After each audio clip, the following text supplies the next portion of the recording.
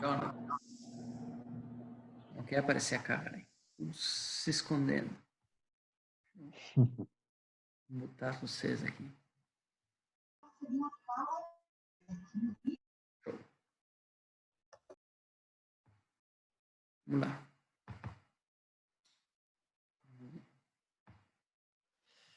Tá? Então aqui está a força para erguer e a força para baixar. Ele vai pegar e dividir tudo por cosseno para quê? Para ter tangente. Ó. Seno por cosseno tangente, cosseno por seno 1. Certo? Cosseno por cosseno 1, seno por cosseno tangente. Então vai ter aqui, né? Tangente, 1, tangente. Tá? E a tangente do ângulo, ele pega dessa relação aqui, ó. Tangente desse ângulo é cateto oposto sobre o cateto adjacente. Né? Vai ficar L sobre πd. L sobre πd. L é o passo, certo? L é o passo. Aqui. Tá? Show.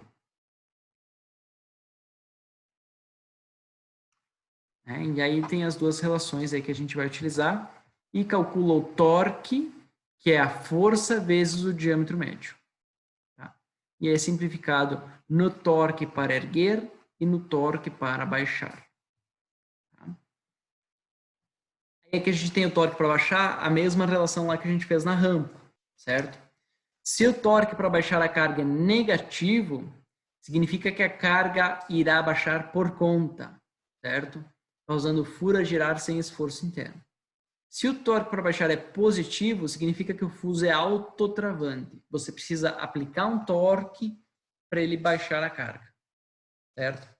A condição de travamento é dada por essa aqui, certo? A πf seria o coeficiente de atrito e o diâmetro médio do fuso é maior que o passo. Maior que o passo. Não é bem o passo, depois a gente vai falar um pouco mais sobre isso aqui. Mas, lembrando que π de médio e L, né, formam o ângulo tangente, então a gente volta até a condição da dinâmica. O coeficiente de atrito tem que ser igual à tangente do ângulo. Tá? Então, se você estiver em um plano inclinado e largar um corpo, né, sobre esse plano inclinado, quiser saber o atrito entre essa superfície, você inclina esse corpo, certo? E quando teu componente começar a andar, certo? A tangente desse ângulo vai ser o coeficiente de atrito. Tá? Isso se mantém aqui na dedução. Se mantém aqui na dedução. O torque necessário para ergar a carga sem atrito é dado esse aqui. Ó. Então, quando a gente tiver um fuso de esferas, tá, que o atrito é reduzido, a gente pode calcular o torque como sendo FL sobre 2π. Tá? E a eficiência do fuso é dada por a equação T0 sobre TR, né? Ou seja, o torque sem atrito dividido pelo torque com atrito, né? Que vai dar essa equação 8.4. O que é esse L, pessoal? Fusos, certo? Fusos, eles têm o passo, tá? O passo seria a distância entre os dois picos ou entre os dois vales, mas um fuso ele pode ter duas ou três entradas, tá? Duas ou três entradas. Significa que a cada volta você não anda um passo, você anda 2 ou 3 passos. Tá? Então, esse L tem a ver com isso aí. Quanto você anda a cada volta. Certo? Então, por isso que não é utilizado o passo diretamente. Não é utilizado o passo diretamente. Você tem que avaliar quantas entradas tem teu fuso. Né? Quanto você vai deslocar a cada volta.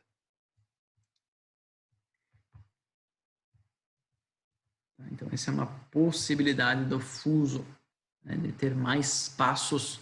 Isso te dá uma relação entre um giro e o deslocamento maior, certo? Óbvio que a força vai mudar também, né? Diretamente, né? E a equação diz isso, né? FL sobre 2π. Se você aumentar o L, você aumenta o teu torque para a mesma força. Tá claro isso? Não sei se é muito rápido a definir. Não quis fazer a dedução, né? A gente não tem tempo e eu acho também explicado aqui. Aqui é bem geométrico o negócio, tá? Equilíbrio puro, certo?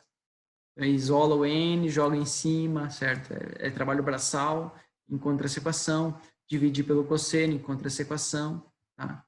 E multiplica pelo diâmetro sobre 2, encontra essa equação, tá? E isso tá aí. Tá? Então, aqui é só teoria, teoria, teoria, tá? Se a rosca, esse cálculo todo é para roscas quadradas, tá? Quadradas. Se essa rosca tem um ângulo, tá? Que é chamado de rosca Acme, tá? Esse ângulo ele entra aqui, ó, na secante de alfa, certo? Ele aumenta o atrito, porque eu tenho uma força para erguer e uma força maior, certo? Força dividido por cosseno de alfa, não importa quanto é o alfa, essa força normal sempre vai dar maior, tá? O que mais? Sendo essa força normal maior, o teu atrito vai ser maior. Então, lembra que eu falei que o ângulo influenciava bastante no parafuso? Tá? O ângulo vai influenciar diretamente sobre o atrito entre porca e parafuso. E o atrito vai influenciar diretamente na relação entre o torque e a força que você aplica no teu parafuso. Tá? Então, aqui entra o ângulo da rosca. Tá? Então, fica essa equação. Além do atrito entre o fuso e a porca, tá? Essa força aqui que a tua porca está fazendo, ela tem que se equilibrar com uma outra força, né? Numa geometria, numa massa chamada de colar. Colar, vai fazer o equilíbrio da força da porca. E esse colar também está atritando.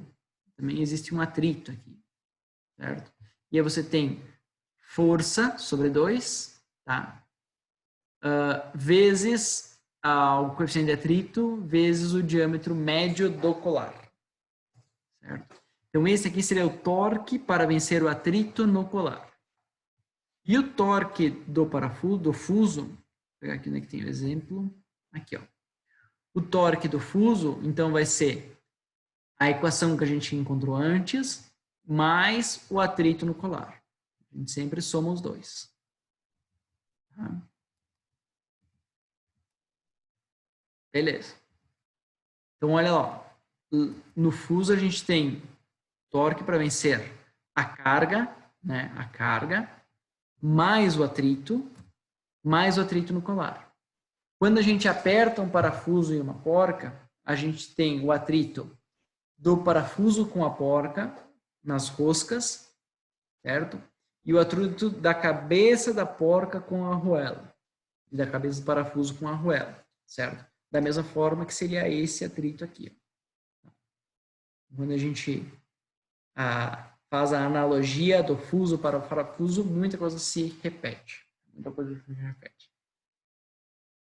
Bom, quais as tensões, né, e como eu vou dimensionar esse meu fuso, vou saber se esse fuso vai resistir às aplicações ou não.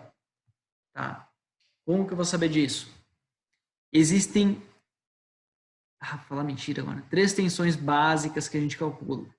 Né? 4, tá? 4 tensões básicas. A primeira é, a gente está aplicando um torque, e esse torque vai gerar um esforço de torção.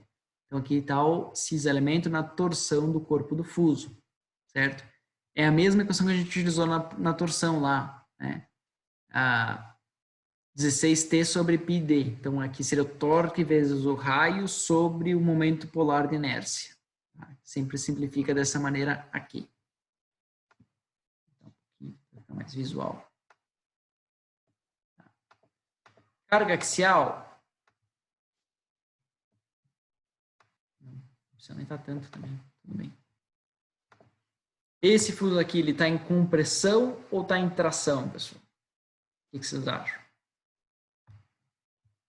Vamos ver se alguém está acordado ainda na aula de hoje.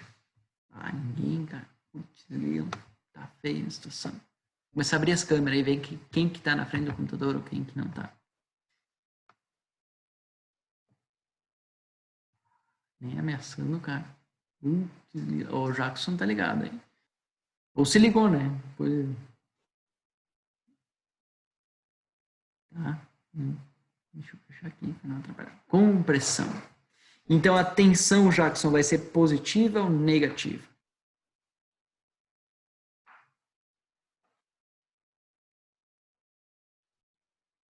Negativo. Né? Então ali, força sobre área, né? A área é πd sobre 4, tá? Só que ele está positivo, mas ele fala aqui na frente, aqui, ó, que ela é negativa, tá? Então, o cisalhamento devido ao torque, a tensão de compressão, certo? E existe uma outra força, uma outra tensão, que é a tensão de flexão na raiz da rosca. Tá? Então, se a gente olhar nessa figurinha aqui, consegue observar que essa força, claro que isso aqui é um anel, certo? Isso muda um pouquinho a relação, embora aqui está bem simplificada essa relação, né? Não está considerando exatamente como um anel, tá? Mas se a gente pegar esse corte, a gente tem uma viga em balanço. Uma viga em balanço. E como a gente calcula a tensão numa viga em balanço? É força vezes distância. Eu estou trocando de câmera, hein? Aí, se eu tiver uma viga em balanço com uma carga, certo? Eu quero calcular o momento naquele ponto lá, né? Então, vou calcular as reações. Força, momento. Somatório dos momentos na seção igual a 0. Força vezes a distância. Qual que é a distância? Essa distância aqui, né? Igual ao momento, tá? Ah, ficou meio ruim essa cor, né? Deixa eu trocar. Vamos ver lá no nosso cara. Eu tenho passo sobre 2, porque minha rosca é quadrada aqui, tá vendo? De distância. Só que aqui eu tenho distância, né? Essa distância aqui. Se o comprimento da rosca é passo sobre 2, aqui eu vou ter passo sobre 4. Então, meu momento vai ser igual a força vezes passo sobre 4. Tá? Esse é o momento que eu estou aplicando. Qual que é o meu momento de inércia? Tá? Ele considera já I sobre Y, certo? Se for uma seção quadrada, essa simplificação que ele faz, né? Se for uma seção quadrada,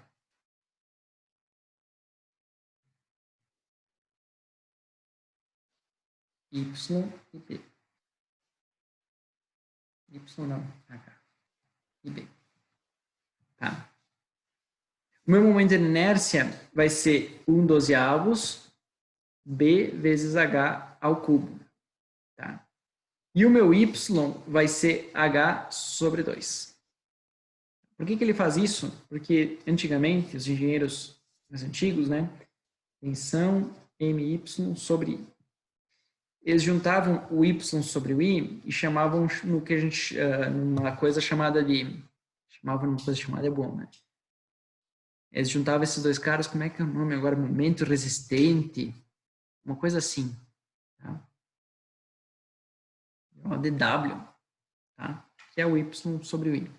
Então aqui ele faz essa analogia também. Numa seção quadrada, o Y sobre o I, quando eu pegar isso aqui e dividir por isso aqui, eu simplifico esses caras, tá? E eu vou ter sempre BH ao quadrado sobre 6. o y sobre i, que vai ser um momento resistente, BH ao quadrado sobre 6. Tá? Esse cara aqui. Na minha seção, o que é B? Na minha seção, no meu fuso. O que é meu B? Ele está aqui, ó. πd, certo? O diâmetro da raiz, certo? O diâmetro interno. Π vezes diâmetro interno, o que que é? É o perímetro do meu fuso. NT é quantas roscas o meu fuso tem. Tá? Quantas roscas o meu fuso tem. Então, o perímetro de cada rosca vezes quantas roscas o meu fuso tem, não é meu fuso tem, é quantas roscas estão em contato com uma porca. Tá? Quantas roscas estão em contato com uma porca. Tá? Vezes P sobre 2 é a altura, certo? Por isso que está ao quadrado aqui. Certo? Quando eu fiz a minha altura, ficou ao quadrado aqui também. Né? Sobre 6. Então, isso aqui é o Z, não é W, desculpa, é Z. É um momento resistente. Tá? Momento de inércia resistente. Então, simplificando tudo isso, eu vou ter π dr nt p ao quadrado sobre 24. E o meu momento, Fp sobre 4, né? Força vezes a distância. Tá? E a tensão vai ser o momento dividido pelo Z. Isso aqui dividido pelo Z e inverte ele. Tá? E aqui eu tenho a equação de tração. Tá? Esse é o esforço de tração.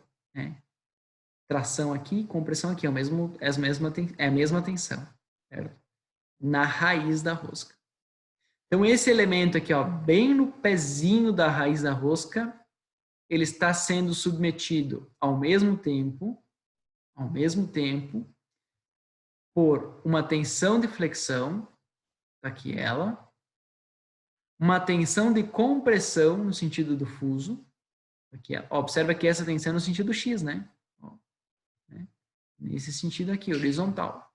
A compressão vertical e o cisalhamento devido ao torque do fuso. Tá? Essas três aqui a gente aplica, calcula a nossa tensão equivalente de von Mises lá no capítulo 5, equação 15. A gente viu hoje, né? Antes do intervalo. E fazendo, então, calculando essas três tensões e a tensão de von Mises, eu sei se meu material vai resistir ou não vai resistir. Tá? Eu não lembro se eu falei, eu não lembro se vocês escutaram que aqui, entre o fuso e a porca existe um contato, existe um atrito, existe um desgaste. Tá? E não há fadiga que resista ao desgaste. Então, eu posso dimensionar meu fuso para que ele não rompa na raiz aqui da rosca. Mas ele vai sofrer desgaste devido ao contato, ao atrito aí com a porca. Então, a gente calcula também, ó, força sobre área. Tá? Força. E aqui a área. Π, diâmetro médio, número de dentes em contato, né? Número de roscas em contato. Aqui. Π, diâmetro médio, número de roscas em contato. Que vai ser essa linha, né? Essa linha, esse comprimento, vezes essa largura, P sobre 2. Passo sobre 2. Essa largura. Então, a largura vezes o comprimento vai dar a área e da coroa, certo? A área aproximada da coroa em contato, tá? E aí a força sobre isso aqui vai te dar a tensão de contato. Por que disso, pessoal? Aqui na frente, tá? Existe uma tabelinha, aqui, ó. Tensão de contato admissível, certo? Seria a pressão de contato seguro. Não lembro como é que está isso no livro de vocês, mas dependendo do material do fuso e do material da porca, tá? Existe e a velocidade, tá? De rotação aí de relativa, né, entre os dois. existe uma tensão aí que se torna segura, né? Para você não ter desgaste prematuro, tá? No teu fuso. Beleza? Então essa tensão tem que ser... E é uma tensão baixa, ó. 24 megapascal. Tá?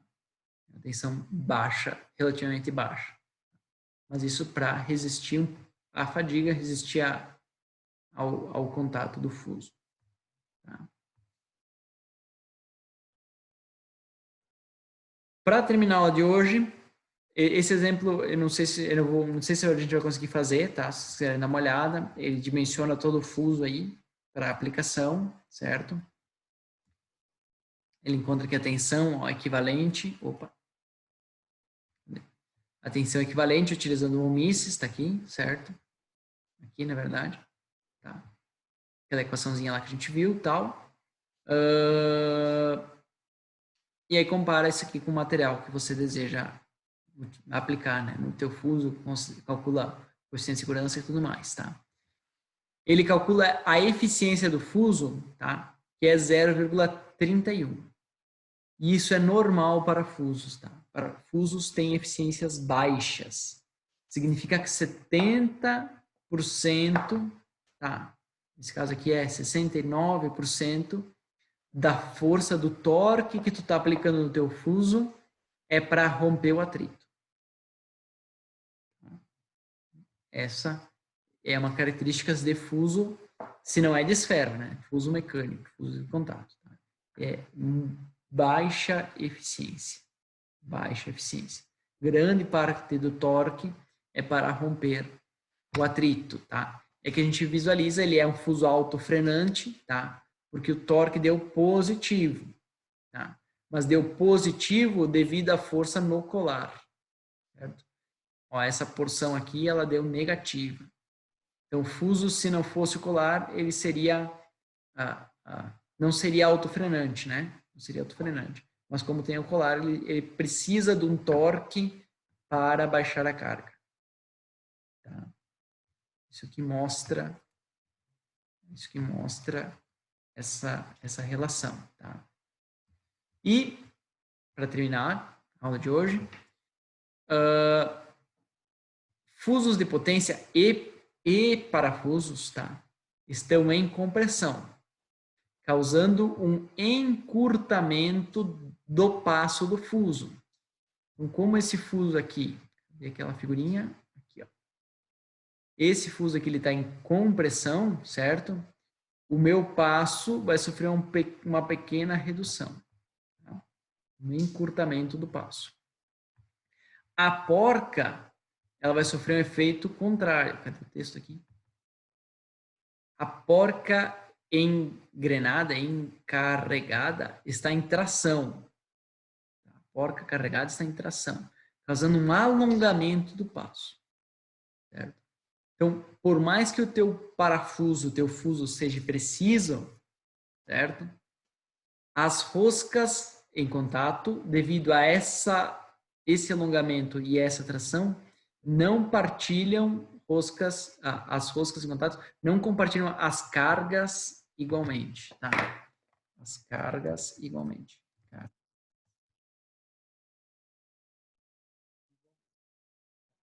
Experimentos mostram que a primeira rosca absorve 38% da carga, a segunda 25%, a terceira 18%, e a sétima rosca é livre de carga, certo? Então, é normal, eu até não sei porque que eles não colocaram isso aqui já, tá na fórmula, botaram só na fórmula de texto, só para o aluno se perder. Opa, perdão.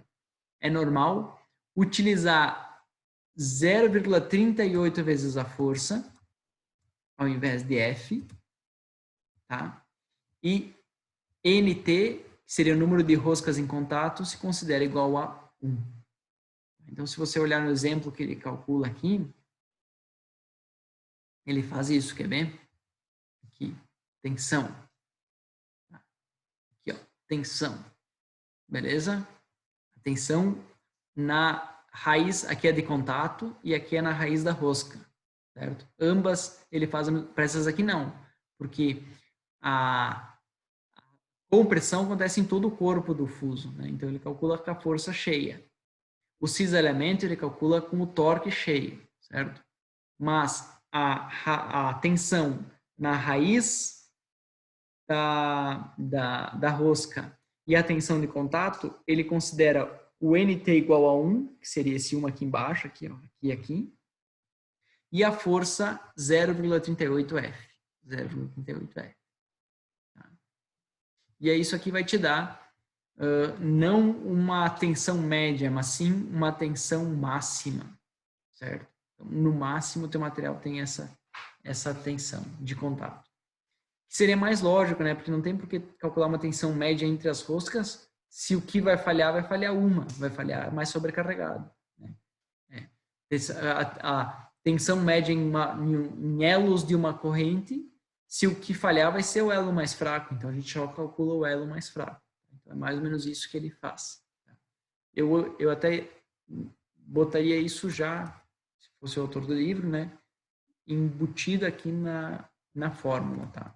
Ele só bota o texto aqui e faz o exemplo dessa forma. Então, fiquem ligados nisso aí. Tá, pessoal? Aqui a gente tem coeficientes de atrito, certo? Para aplicações de fuso, né? Na rosca e aqui no colar. Tá? Rosca e no colar, dependendo dos materiais. E por hoje era isso, pessoal. Tá? Então, aqui a gente viu a parte de fusos e de forças, tá? Do capítulo 8. A semana que vem a gente vai fazer a prova, não vai ter aula, tá? Eu vou ficar à disposição aí se houver alguma eventual dúvida, tá? Se tiver alguma dúvida, se quiser perguntar por WhatsApp, perguntem, tá? Eu vou responder assim que possível. E se for possível, né, se for uma dúvida muito técnica, vou dizer que eu disposicionei. Infelizmente, não consigo responder por WhatsApp, né? Eu precisaria resolver isso na aula, enfim, ou em algumas aulas. Mas, enfim, o que depender de mim, eu faço o meu possível. E isso aí, semana que vem a gente conversa. Mais alguma consideração aí, pessoal? Boa noite, valeu, professor, e pega leve na prova. Né? Nem é prova, né? Vai ser um trabalhinho, uma avaliação, né? Não dá para considerar como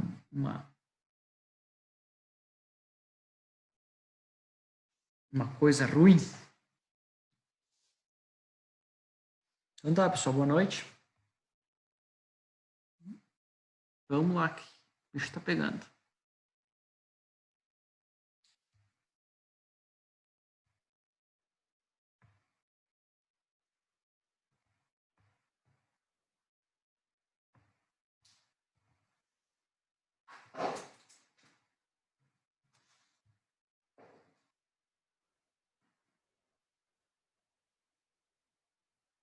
Valeu, Pimentel.